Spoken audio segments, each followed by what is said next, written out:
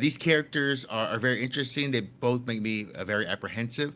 The one thing I did to kind of begin and start with is, I guess, their relationships, starting with Glenn, having, of course, Kristen played opposite him.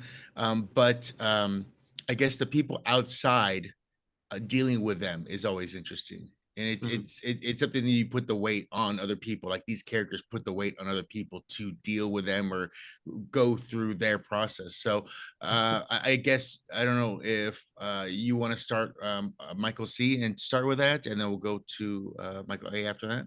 Yeah. Well, with Glenn, it's he's in this moment of feeling like, he's got a very important duty of being a supportive, husband to his wife who's very pregnant. And actually, you really get a sense that he's just a giant burden, emotional, psychological burden to her. And she's so happy to get some relief from him for a few days. Yeah. And I feel like,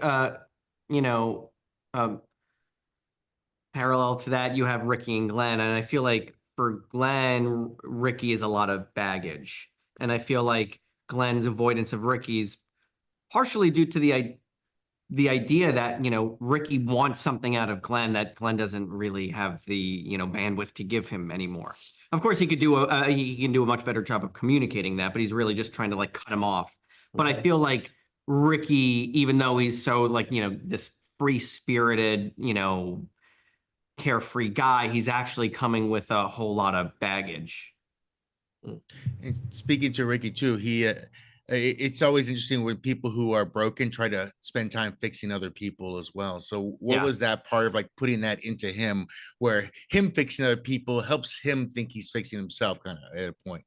It's this idea that goes for both Rickey and Glenn, that is Rickey feeling he's more evolved than he really is. And just because he has the knowledge of how to do something, or that, he's put some of this work in, he's not really applying it to his own life in the sense. So when we start the movie, we start it, with Rickey getting kicked out of his group therapy for that exact reason. The therapist, Rosalind Chow, tells him, like, you need to go live your life, and you need to go, put this into practice, so to speak. So I guess I'm running out of time already. So I just want to ask, have you do any of you have any friends that are almost, you love them, but there's a weight to them? Like, sometimes you have family and you have to love, there's a weight to a family too, but there's friendships and there's weights to them too. So is there something that helped you write this part of that, or think about someone like about this person is a little weighty in my life? There are,